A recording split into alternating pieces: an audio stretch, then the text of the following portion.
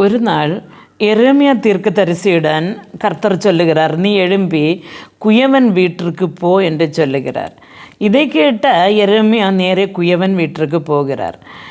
நான் அங்கே போன பொழுது அவர் ஒரு காட்சி அந்த குயவன் வீட்டிலே காண்கிறார். என்னவென்று சொன்னால், எரேமியா தீர்க்கதரிசியின் புத்தகம் 18வது அதிகாரம் அதனுடைய 4வது வார்த்தையில் இப்படி காண்கிறோம். குயவன் வனைந்து கொண்டிருந்த மண்பாண்டம் அவன் கையிலே கெட்டு போயிற்று. அப்பொழுது அதை திருத்தமாய் செய்யும்படிக்கு தன் பார்வைக்கு சரியாய் கண்டபடி குயவன் அதை திரும்பவும் வேறு பாண்டமாக வனைந்தான் என்று சொல்லி, அப்போது இவர் இந்த எரேமியா தீர்க்கதரிசி அங்கே போகும்பொழுது குயவனுடைய வீட்டில் போகும்போது அங்கே அவர் என்ன செய்கிறார், தன் மண்பாண்டத்தை கையினாலே வனைந்து கொண்டே இருக்கிறார்.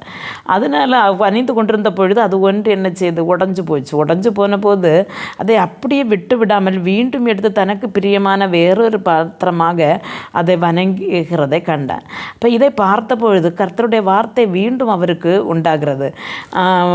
6வது வசனத்தில் இப்படி காண்கிறோம், இஸ்ரவேல் குடும்பத்தாரே, இந்த குயவன் செய்தது போல நான் உங்களுக்கு செய்யக்கூடாதோ என்று கர்த்தர் சொல்லுகிறார். இதோ இஸ்ரவேல் வீட்டாரே, களிமண் குயவன் கையில் இருக்கிறது போல நீங்கள் என் கையில் இருக்கிறீர்கள் என்று சொல்லி, அப்போது தீர்க்கதரிசியோட இஸ்ரவேல் குடும்பத்தாருக்கு வேண்டி சொல்லுகிற இந்த வார்த்தை சொன்னால், இதே மாதிரி இந்த குயவன் கரங்களில் களிமண் இருக்கிறது போல நீங்கள் என்னுடைய கரங்களில் இருக்கிறீர்கள். இதே மாதிரி நான் உங்களை வேறொரு விதமாக வணைய மாட்டேனோ என்று சொல்லி கேட்கிறார்.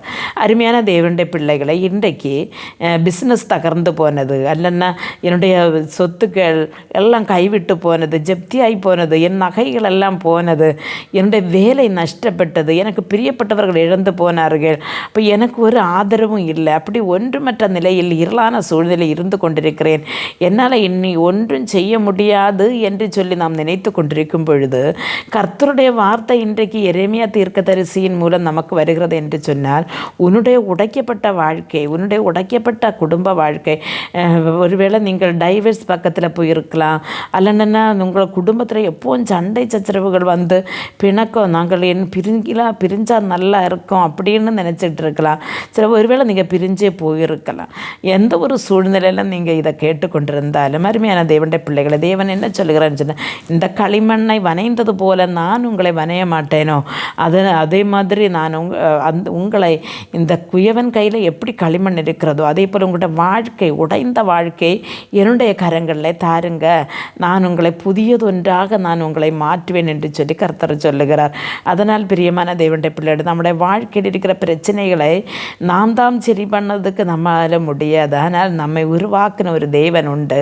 அவருடைய கரங்களில் நம்முடைய வாழ்க்கையை கொடுக்கும் பொழுது அவர் நாம் முந்தி இருந்ததை விடவும் வேறொரு நல்லொரு விதமாய் நம்மை வனைந்தெடுக்க, குறைய கூட கூடின ஒரு வேலை, குறைய கூட மெச்சமான ஒரு வீடு, குறைய கூட நல்லொரு காரு, குறைய கூட ஒரு ஆவிக்குரிய வாழ்க்கையில் குறைய கூட ஒரு முன்னேற்றம், எல்லாம் கர்த்தரால் முடியும். எங்கே நீங்கள் விழுந்து போனீர்கள்? ஜெப வாழ்க்கையில் குறைந்து போனதா? பரிசுத்த வாழ்க்கையில் விழுந்து போனீர்களா? நீங்கள் எங்கே விழுந்தாலும் அதை ஒன்று கூட எடுத்து கர்த்தருடைய கரங்களை உங்களோட வாழ்க்கை இருக்கிற வண்ணமாக கொடுக்கும் பொழுது அவர் வேறொரு வாழ்க்கையாக மாற்றி உங்களை பரிசுத்தமாய் வாழ கிருபை செய்து அவருடைய ராஜ்யத்திலே கொண்டு போவார்.